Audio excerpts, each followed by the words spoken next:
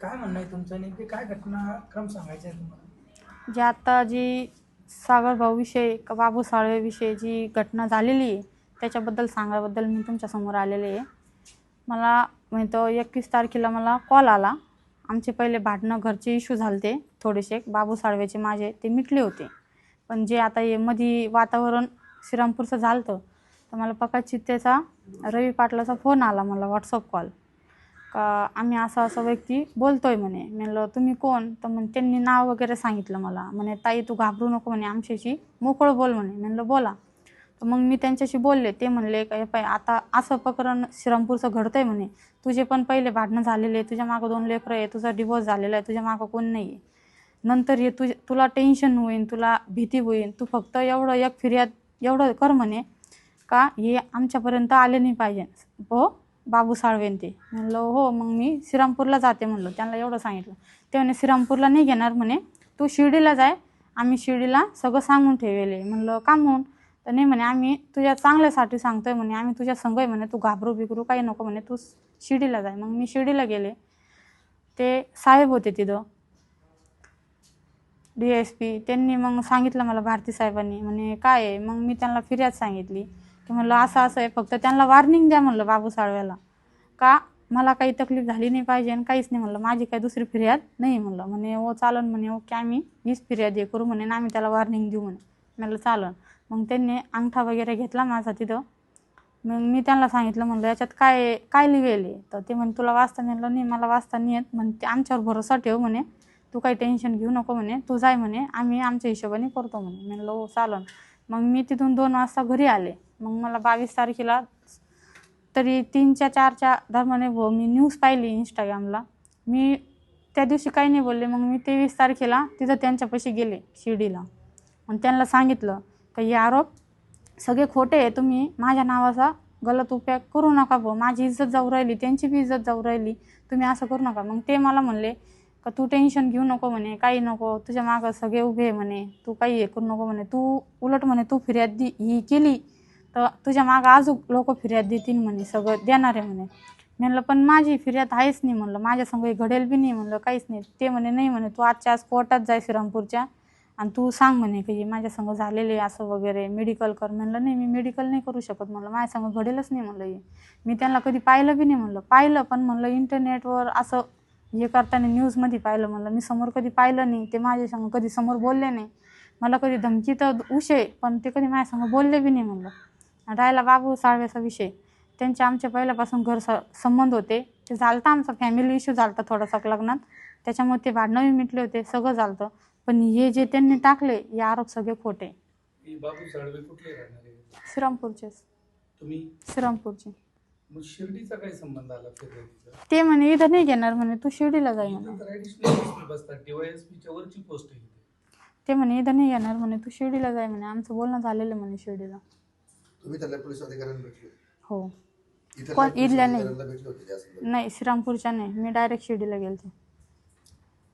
त्यांनी तुम्हाला सांगितलं ते तेच लोक आहेत, याचं काही प्रूफ पाहिजे होते? नाही प्रूफ तर नाही आहे, पण मग आवाज तर कळतो ना. काही रेकॉर्डिंग आहे का? नाही, ते व्हॉट्सअप कॉल करत होते. आता मला काय एवढं कळत तेव्हा काय एवढं हे घेतलं नाही. मला थोडी माहीत होतं की ते असं करतीन भाऊ, माझा गैरफायदा उचलतीन भाऊ मा नावाचा का माझा याचा, त्याच्यामुळे मला काय माहीत नव्हतं नाही एवढं. त्यांना ओळखत नाही, मग त्यांचा आवाज कसा ओळखला? आवाज कसा ओळखला मग? मी त्यांना विचारलं म्हणलं तुम्ही कोण बोलताय? ते म्हणे त्यांनी नाव सांगितले त्यांचे. म्हणलं खरंच तुम्ही बोलताय का? म्हणे हो ताई तू हे सगळं कर म्हणे, लागलं तर आम्ही तुला समोर येऊन पण भेटू म्हणे, तू टेन्शन घेऊ नको म्हणे, तू पहिले तुझं हे काम आम्ही सांगतो तसं कर म्हणे, नंतर आम्ही तुला समोर येऊन भेटू म्हणे. किती कॉल केले? फार केले असं तर 10-12 कॉल. तवर जवळ मी कंप्लेंट नाही तर दाखल करीत नाही तवर त्यांचे कॉल येत होते मला. तरी 10-12 कॉल झाले असं. 21 तारखेला रात्री दाखल झाले ना? हो. त्याच्या अगोदर किती दिवस तुम्हाला फोन करत होते? त्याच दिवशी सकाळी कॉल आला त्यांचा मला. ते एकच दिवस? हो सलग? हो. तक्रार दाखल केल्यावर तुम्ही बातमी पाहिल्यानंतर तुम्ही परत पोलीस स्टेशनला गेला? हो. त्या दिवशी काय घडलं? त्यांना मी सांगितलं की ही बातमी तुम्ही केली ही खोटी आहे, हे आरोप लावले तुम्ही हे पण सगळे खोटे, तुम्ही आरोप लावू नका आणि माझी सुद्धा बदनामी होती याच्यात. आणि त्यांचं कशाला तुम्ही नाव घेऊ राहिले. त्यांना मी एवढं पण बोलले, आज तुम्ही हे तुम्ही त्यांच्यावर टाकताय. आज मी पण हिंदू आहे. आज त्यांनी हिंदू मुलीसाठी काय नाही केलेलं आहे. सगळ्यांना माहिती आहे त्यांनी काय काय केलेलं आहे म्हणून. आज तुम्ही त्यांच्यावर आरोप खोटे लावते. त्यांची किती इज्जत जाऊ राहील. ते म्हणे तू त्याचं नको बाकीचं हे करू म्हणे. आम्ही जसं बोलते तसं तू कोर्टात सांग. म्हणलं नाही, मी कोर्टात नाही सांगूच शकत नाही म्हणलं. मी कोर्टात मला हे बोलायचं नाही म्हणलं. मग त्यांनी दिवसभर ते पेशर द्यायसाठी आम्हाला दिवसभर तिथं बसवलं. मग मी संध्याकाळी 7 वाजता घरी आले. कोण कोण अधिकारी होते चौकशी? ते भारती साहेब होते आणि त्यांचे 2 त्यांच्या हाताखालचे होते. बाकीच्यांच्या नावाला नाही, बाकीच्यांच्या नावाने. भारती साहेब काय बोलले तुम्ही? तेच म्हणत होते तू कोर्टात हाय अशी फिर्याद जशी आम्ही दाखल केलेली आहे तसंच तू कोर्टात दे म्हणे तुझी जबानी. म्हणलं मी नाही देऊ शकत. म्हणे मिळाले मेडिकल करू. म्हणलं मेडिकल बी मी नाही करू शकत. मी काही माझ्या संग घडलं असतं म्हणलं तर गोष्ट वेगळी, पण माझ्या संग काही घडेलच नाही म्हणलं तर मी काहीच नाही करू शकत म्हणलं. याच्यात मला फिर्यादसुद्धा म्हणलं की द्यायची नाही, तुम्ही परत घ्या म्हणून. त्यांनी परत नाही घेतली. मग मी डायरेक्ट ते म्हणे कोर्टात. म्हणलं चालन कोर्टात. मी कोर्टातसुद्धा हेच बोलले, काही फिर्याद बी खोटी आहे आणि आरोप बी खोटे. माझ्या संग असं काही घडलेलं नाही आहे, काही नाही. माझ्यावर अशा लोकांनी दबाव दिलता. नावंसुद्धा सांगितले मी त्यांचे. आणि शिर्डीला बी जाऊन म्हणलं असं मला दबाव घेतला म्हणलं. दबाव दिला त्यांनी केस मागं परत घ्यायला, तरी त्यांनी केस काही मागं घेतली नाही म्हणलं. त्याच्यामुळे मला मी डायरेक्ट कोर्टात सांगते म्हणलं.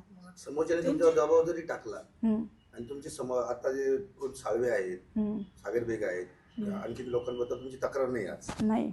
मग त्या दिवशी तुम्ही दाखलच कशाला करायला गेली जर तुमची तक्रारच नव्हती? मी फक्त त्याला वॉर्निंग द्यायला गेलते की त्यांना वॉर्निंग द्या भाऊ का आमचं म्हणजे तर माझ्या लेकरांना का मला नंतर हे काही झालं नाही झालं पाहिजे म्हणून. मी एवढंच सांगितलं होतं. वॉर्निंग म्हणजे तक्रारच असेल ना तुमचं मागणीच होती ना त्यांच्या पोलिसांकडे. मग फक्त त्यांना एवढं सांगितलं होतं का मला नंतर तकलीफ नाही झाली पाहिजे. ते म्हणे हो नाही जाणार होणार म्हणे तुला तकलीफ, बस तेवढंच सांगितलं होतं. तुमचे जे वाद झाले होते नेमके कधी झाले होते, किती दिवसात? 6व्या महिन्यात 25 तारखेला.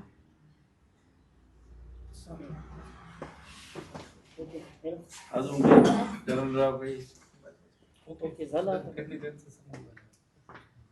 ठीक ठीक आहे. ते द्या फक्त ते बिल काढून. आवाज जनतेचा, लढा सर्वसामान्य जनतेच्या न्याय हक्कांसाठी.